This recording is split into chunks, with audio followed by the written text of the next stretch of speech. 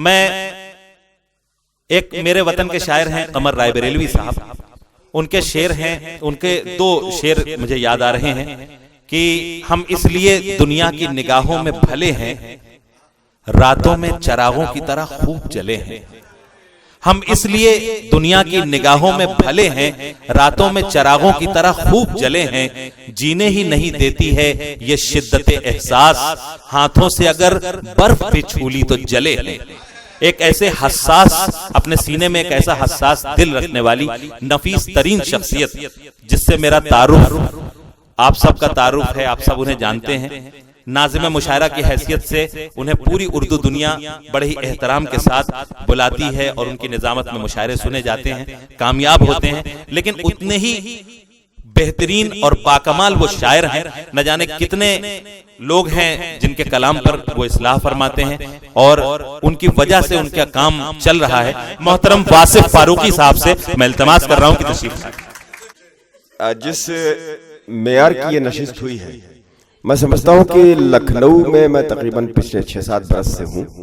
बहुत सी नशिस्तें मैंने मुख्तलिफ इलाकों में शिरकत की है, लेकिन यहाँ जो शायरी का मेयार है और जो जज्बा है खासतौर पर कारफरमा तमाम लोगों का, उसकी वजह से जो मेयार इस महफिल को मिला है वो मेयार आसानी से दस्तयाब नहीं होता। मैं एक एक फर्द का तहे दिल से शुक्रिया अदा करता हूँ जिन लोगों ने मेरी आवाज़ और मेरी कमजोर सी आवाज़ को कबूल किया। मेरे बहुत से दोस्त, अहबाब, साथी सब लोग मौजूद हैं।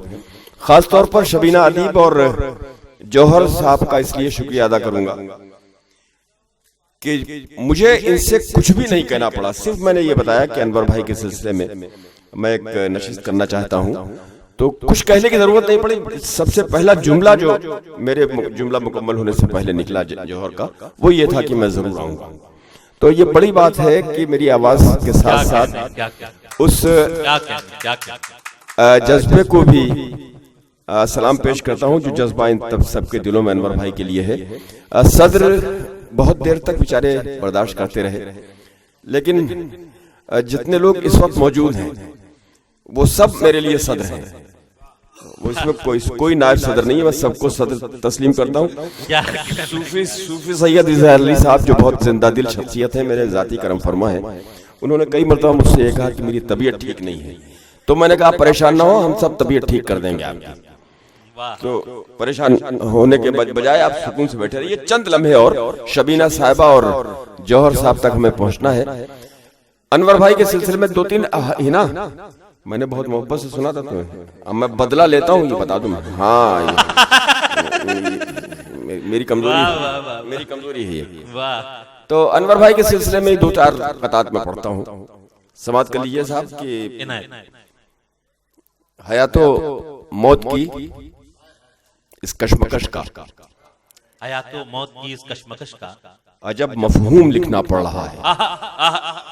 हयातो मौत की इस कशमकश का, हयातो मौत की इस कशमकश का अजब मफहूम लिखना पड़ रहा है। अजब मफहूम लिखना पड़ रहा है। जो जिंदा है हमारे जहनो दिल में, उसे मरहूम लिखना। आए हाय भाई, इससे अच्छा खिराज नहीं हो सकता वासिफ भाई।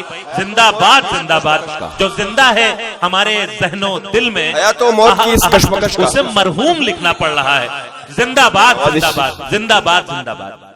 अजब मफहूम लिखना पड़ रहा है। जो जिंदा है हमारे जहनो दिल में, उसे मरहूम लिखना पड़ा। 40 बरस की रिफाकत थी उनसे। 40 बरस की रिफाकत बहुत लंबा अरसा होता है। अपनी जिंदगी का 2/3 हिस्सा गुजरा है उनके साथ। लेकिन हकीकत यह है कि एक ना एक दिन तेरी सरहद से गुजर जाना है। एक ना एक दिन तेरी सरहद से गुजर जाना है। जिंदगी तेरी मोहब्बत में ही मर जाना है। वाह! एक ना एक दिन तेरी सरहद से गुजर जाना है। जिंदगी तेरी मोहब्बत में ही मर जाना है। और सब मुसाफिर हैं, सवारी है ये मिट्टी का बदन, इस सवारी से बहरहाल उतर जाना है। वाह!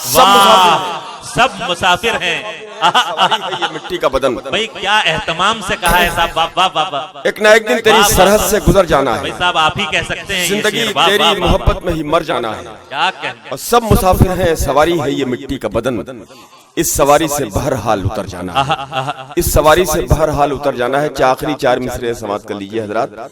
अर्ज करता हूँ कि बदन का रूह से कैसा अजीब रिश्ता है। बदन का रूह से कैसा अजीब रिश्ता है। बदन से रूह का कैसा अजीब रिश्ता है, निकल गई तो सभी ख्वाहिशों से पाक हुआ। आहा, बदन से रूह का कैसा अजीब रिश्ता है, निकल गई तो सभी ख्वाहिशों से पाक हुआ। फिर इसमें दूसरा कोई मकी नहीं आता, ये वो मका है जो खाली हुआ तो खाक हुआ। आहा, अरे भाई जिंदाबाद जिंदाबाद जिंदाबाद। किस बदन से एक एक मिसरा जड़ा है साहब। वाह वाह बदन वाह, से वाह। रूह का कैसा अजीब रिश्ता, बदन से रूह का कैसा अजीब रिश्ता है, निकल गई तो सभी ख्वाहिशों से पाक हुआ। फिर इसमें दूसरा कोई मकी नहीं आता, ये वो मका है जो खाली हुआ तो खाक हुआ। भाई वाह वाह वाह वाह वाह।